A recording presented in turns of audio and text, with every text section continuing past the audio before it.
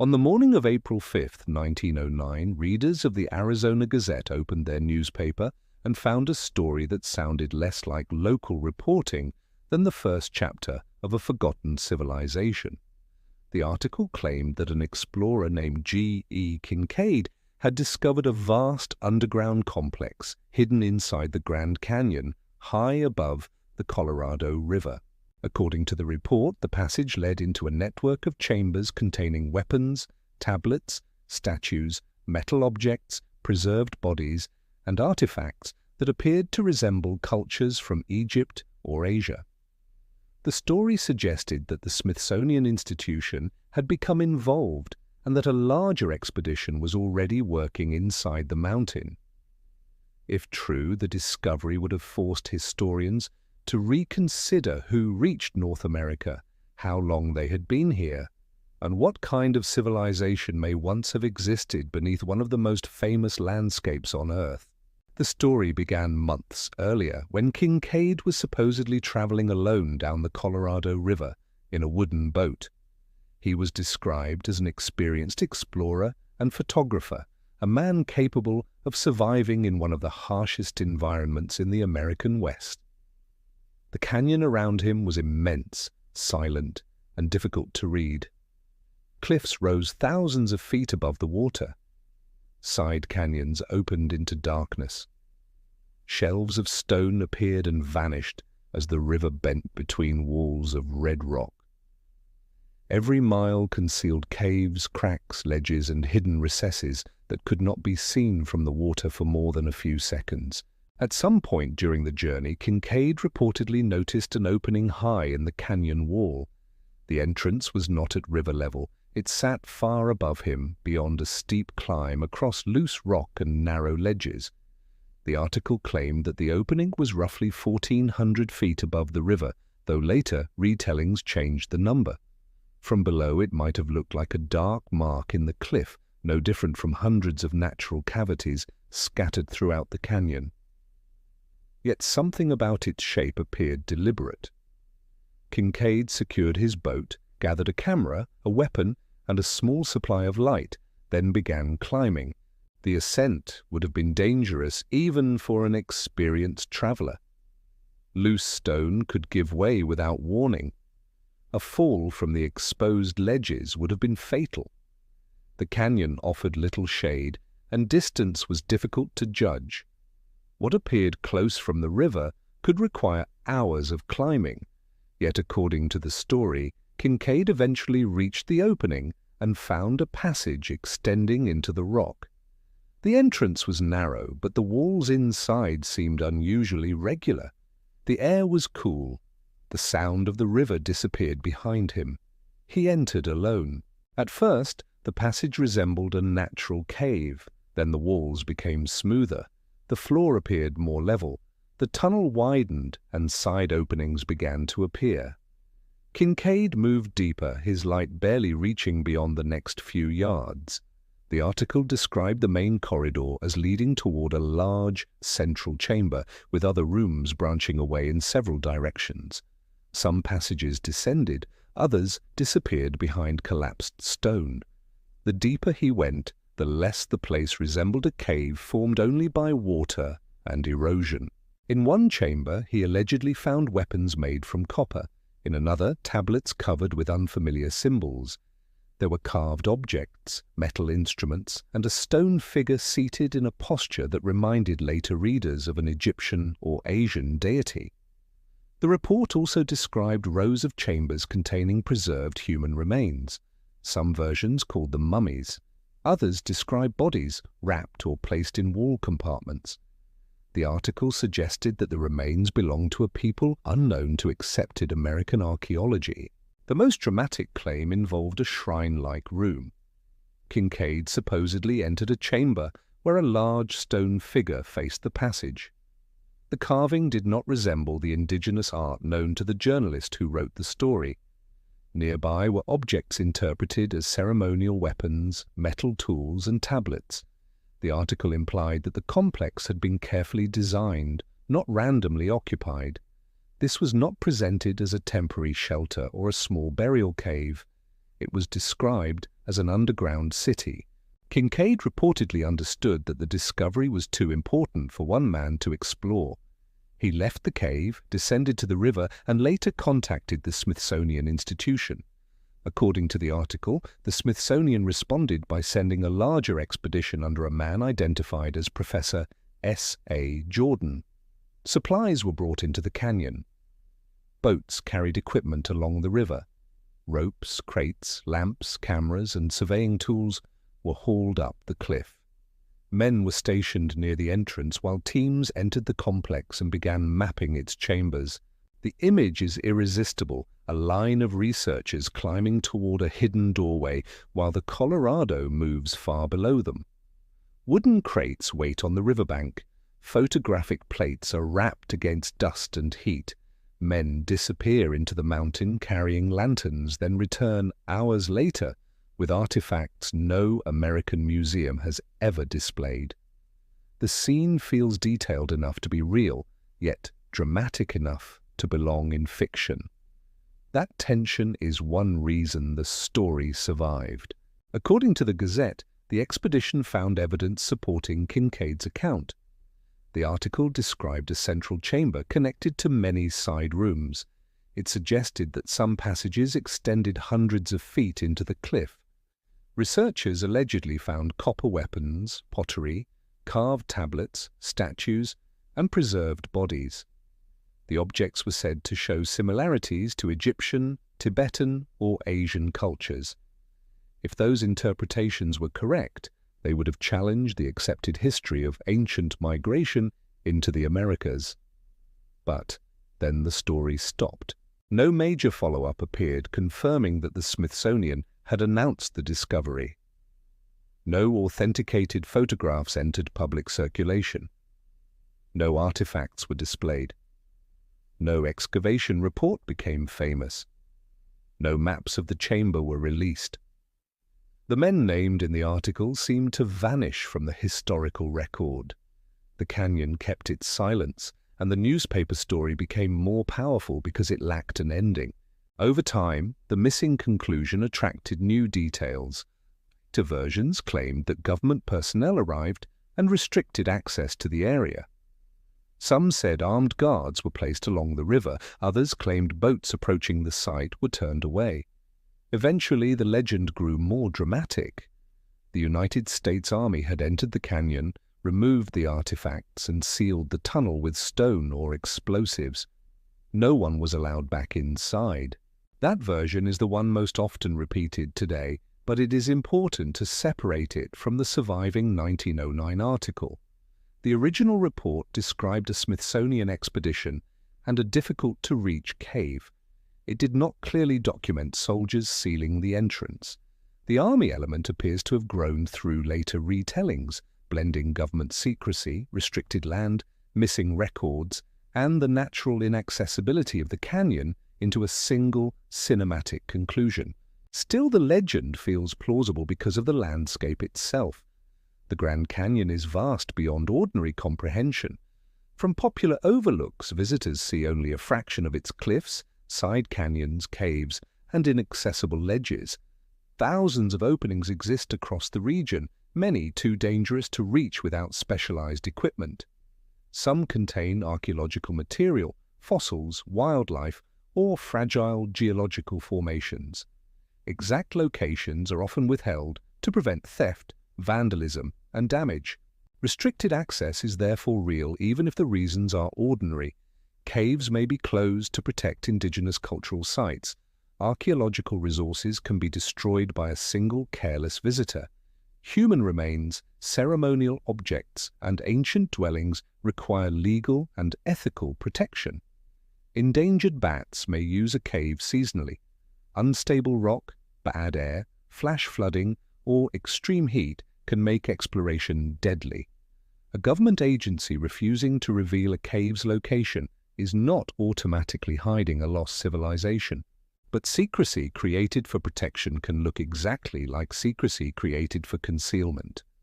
A closed trail, a missing map, or a ranger refusing directions becomes evidence for those already convinced that the tunnel exists. The canyon scale makes verification difficult. Even experienced searchers can spend years investigating one section without finding a specific opening. A cave high above the river may be visible only from one angle during a narrow window of light. The Smithsonian's role deepens the mystery. The institution has stated that it has no record of the expedition described in the Gazette, and no evidence that Kinkaid or Professor Jordan conducted the excavation on its behalf. Researchers have searched employee lists, annual reports, correspondence, and archaeological records without finding confirmation matching the story. No collection of Egyptian-style artifacts from the Grand Canyon has been authenticated. If a Smithsonian expedition of the size described had actually occurred, it should have created a substantial paper trail. Travel funds would have been approved, equipment would have been purchased, field workers would have been assigned, letters would have passed between Washington and Arizona. Artifacts would have received accession numbers, photographs, maps, measurements, and field notes would have been produced. Even a failed expedition would likely have appeared in an annual report or private correspondence. The absence of these records does not logically prove that every part of the story was invented, but it creates a serious problem. A single lost document is possible. An entire expedition disappearing without verified employees, funding records, artifacts, photographs, maps, or later testimony is much harder to explain. A successful cover-up could theoretically remove evidence, but the larger the expedition, the more people would need to remain silent, and the more records would need to vanish across different offices. The names themselves are uncertain. No confirmed Smithsonian archaeologist named E Kinkaid has been identified in connection with the Grand Canyon expedition. Professor S.A. Jordan is equally difficult to verify. The article presented them as real people, but precise names do not guarantee authenticity. Newspapers sometimes created composite characters, repeated unverified claims, or published fictional stories without clearly labeling them as such. Early 20th century newspapers operated in a competitive environment. Editors needed dramatic material, tales of lost civilizations, giant skeletons, hidden caves, ancient inscriptions, and foreign explorers were popular. A story involving the Smithsonian gained immediate authority. A Grand Canyon setting provided grandeur and mystery. Egyptian or Asian artifacts supplied the possibility of rewriting history. Every element was designed to keep readers talking. This does not mean the Gazette was necessarily attempting a sophisticated fraud. The article may have been based on a rumor, a letter from an unreliable source, or a genuine cave discovery exaggerated through reporting. It may have combined several existing legends. The journalist might have believed the account. Without the original reporting notes, the intention is impossible to know. The story also resembles older American cave hoaxes. Throughout the 19th century, newspapers published accounts of underground cities, stone libraries, mummies, metal weapons, and inscriptions belonging to unknown races. These reports often followed the same pattern. A lone explorer discovered the site, experts became involved, extraordinary objects were described. Then the evidence disappeared, the entrance collapsed, or the discoverer could not relocate it. Such stories worked because they borrowed familiar features from real archaeology. Caves genuinely contain burials. Copper artifacts have been found in North America. Indigenous peoples created complex architecture, trade networks, ceremonial objects, and art. Mummies and preserved remains exist in dry environments. By rearranging real elements and adding foreign symbolism, a writer could produce a tale that sounded scientific while remaining impossible to verify. The Grand Canyon also contains genuine archaeological mysteries. Indigenous peoples have lived in and around the region for thousands of years. Homes, storage rooms, trails, agricultural features, rock art, tools, pottery, and ceremonial sites survive throughout the landscape. Some locations remain sacred to living communities. Others have been damaged by looting or early excavation. The canyon is not empty wilderness, it is a cultural landscape filled with human history. That truth is often overshadowed when the 1909 legend is framed as evidence of Egyptians, Tibetans, or a vanished foreign race.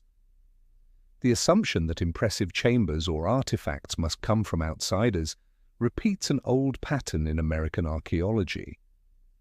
For generations, some writers refused to credit indigenous peoples with monumental construction, engineering, or complex religious traditions. They invented Phoenicians, Israelites, Egyptians, Vikings, or lost tribes to explain what native nations had already built. The Kinkaid story fits comfortably inside that tradition. Its artifacts are interpreted through foreign categories because foreign origins sound more sensational. A seated stone figure becomes Egyptian, an unfamiliar symbol becomes Asian. A copper object becomes evidence of a trans-oceanic civilization. Yet without authenticated artifacts, these comparisons cannot be tested. They exist only inside the newspaper's language. An honest investigation therefore begins with provenance. Where did the article's information come from? Did the reporter interview Kinkaid directly? Was a letter submitted to the newspaper? Did another publication run the story first? Were any names, locations, or photographs provided to the editor? Did the Gazette publish a correction, continuation, or retraction? The original article proves that the story was printed. It does not prove that the expedition occurred. The next question is geography. The article described a cave high above the Colorado River, but the Grand Canyon contains thousands of possible openings. Later, researchers have tried to match landmarks, distances, cliff formations, and directional clues. Some point to areas with Egyptian-sounding place names, though many of those names were assigned by 19th-century explorers who used global mythology for peaks and temples. Names such as Isis, Osiris, Buddha, and Shiva reflect the imagination of map-makers, not proof of ancient visitors. Searchers have also examined restricted zones and remote cliff faces. A dark opening photographed from across the canyon can appear promising, but distance makes scale impossible to judge. Many apparent doorways are shallow alcoves or shadows. Others are natural caves with no sign of human modification. Without a verified route, a photograph of an opening proves only that caves exist. Suppose Kinkaid did discover a real cave. That possibility is entirely reasonable. The canyon contains many undocumented or poorly documented cavities, especially in 1909. He may have encountered archaeological material belonging to indigenous inhabitants. He may have seen rooms, burials, pottery, tools, and carved surfaces that he did not understand. A journalist could then reinterpret those objects as Egyptian or Asian. A smaller discovery could have expanded quickly through retelling. One burial chamber becomes many. A copper ornament becomes a collection of weapons. A storage room becomes a temple. Several alcoves become an underground city. A difficult climb becomes a government-restricted zone. The Smithsonian's interest in archaeology becomes proof that it funded the expedition. Later, silence becomes suppression. The army may have entered the legend because the canyon has long been connected with federal authority. Military surveys, government expeditions, park administration, dams, aviation, and land management all shaped public understanding of the region. Uniformed personnel naturally symbolize control.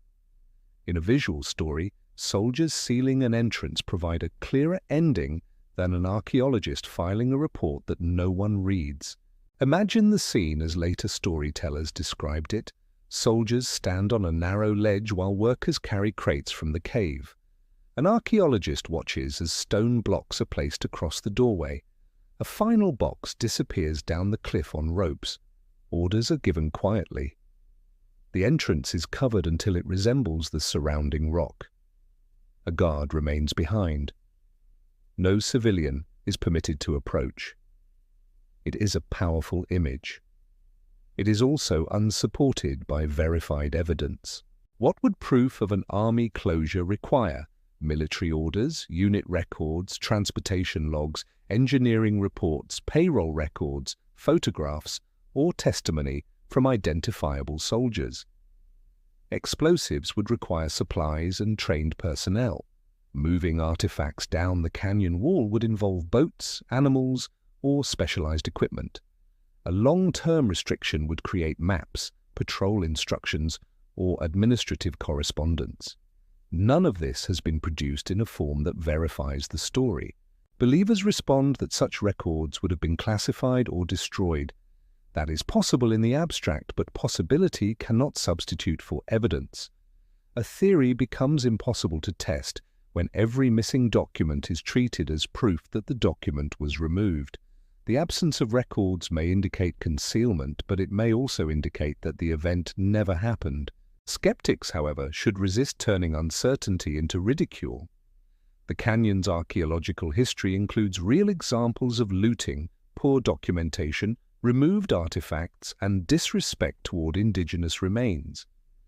Early researchers sometimes excavated quickly and carried objects away without proper context. Collections were divided among museums, field notes were incomplete, locations were obscured or forgotten. Government agencies have restricted sites, and institutions have made serious mistakes. Those facts do not prove Kinkaid's underground city, but they explain why institutional denial does not satisfy everyone. When museums possess objects taken under questionable conditions and agencies withhold locations for legitimate reasons, public suspicion grows. Historical secrecy, ethical protection, and conspiracy become difficult to separate in popular memory. There is another reason the account remains difficult to bury. The newspaper did not present Kinkaid as a dreamer describing lights in the sky or voices in the desert. It gave him the role of a practical explorer who measured distances, photographed terrain, and reported physical objects. That choice made the extraordinary claims feel procedural. Readers were not asked to believe in magic. They were asked to believe that an ordinary expedition had reached an extraordinary place. The same technique shaped the description of the chambers. Corridors had dimensions. Rooms served apparent purposes. Objects were arranged rather than scattered. The dead were placed deliberately. Every detail suggested order, planning, and repeated human activity. A natural cave filled with unfamiliar artifacts might be dismissed as an isolated burial. An organized complex implied a society, and a society implied a history that someone had failed to record. That is also why the alleged closure matters so much to the legend. Without the sealed entrance, the story would end with a challenge: return, search, and verify. Once soldiers close the doorway, failure to find it no longer weakens the claim. The missing cave becomes exactly what a successful concealment would produce. Geography and government action combine to protect the mystery from disproof. Yet the canyon itself provides countless ways for an entrance to disappear without human intervention. Rockfalls can cover openings. Floods can destroy access routes. Erosion alters ledges. Familiar landmarks change under different light. A traveler who reached one cave from the river might be unable to find the same route years later, especially without precise instruments or reliable maps. Nature can erase a trail as completely as masonry. This leaves investigators with two very different silences. One is the silence imagined by the legend: orders issued, artifacts removed, witnesses warned, and records destroyed. The other is the ordinary silence of an unverified newspaper story that attracted attention once and then faded because nothing followed it. Both produce the same visible result: no cave, no collection, no expedition file, and no final answer. The difference lies not in what is missing, but in what evidence explains why it is missing. For believers, that ambiguity is the strongest evidence. For historians, it is the point where confidence must stop. The temptation is to fill the empty space with whichever ending feels satisfying. A careful investigation does the opposite. It preserves the gap, names its limits, and refuses to mistake suspense for proof. The most responsible conclusion is therefore neither absolute belief nor careless dismissal. The Arizona Gazette article is real. The discovery it describes remains unverified. The Smithsonian expedition has not been confirmed. The Egyptian-style artifacts have not surfaced. The army sealing story appears to be a later addition. Yet the Grand Canyon genuinely contains caves, archaeological sites, ancient burials, and restricted locations. Between those facts lies the legend. Its endurance reveals something about how historical mysteries work. A famous landscape provides scale. An inaccessible entrance prevents easy testing. A respected institution provides authority. Missing records create suspicion. Foreign artifacts promise a rewritten past. Government soldiers supply a cover-up. Each element strengthens the next until the absence of evidence becomes part of the story's design. The legend is also preserved by precision. A date like 1909 feels official. A named explorer sounds traceable. A professor implies expertise. Exact measurements create confidence. But precise details are meaningful only when they lead to verifiable sources. Without supporting records, precision may be literary technique rather than documentation. Imagine that an accession card is discovered tomorrow. It lists artifacts received from a Grand Canyon cave in 1909. That would be important, but it would not automatically prove an Egyptian underground city. Researchers would still need to verify the cave, analyze the objects, establish their cultural origin, and determine whether they match the newspaper account. One confirmed detail would reopen the investigation, not settle every claim. Likewise, imagine that a cave is found with carved rooms and ancient burials. That would be a major archaeological discovery, but it would not validate later stories about soldiers, secret crates, or foreign civilizations unless the evidence supported those details. Archaeology advances through context, not resemblance. A symbol that looks Egyptian to an untrained observer may have a completely different indigenous meaning. This distinction matters because the canyon is not an empty stage for outside civilizations. It belongs to the histories and living traditions of native nations connected to the region. Any real discovery would need to be approached with consultation, respect, and legal protection. Human remains are not props in a mystery. Sacred chambers are not treasure rooms. Curiosity does not override cultural responsibility. The best version of the story is therefore not one that claims certainty. It is one that follows the evidence until the evidence ends. The evidence begins with a newspaper page. It names Kinkaid. It describes chambers. It invokes the Smithsonian. It claims extraordinary artifacts. Then the trail breaks. No verified expedition file continues it. No authenticated collection confirms it. No photograph proves the interior. No known witness carries the story forward.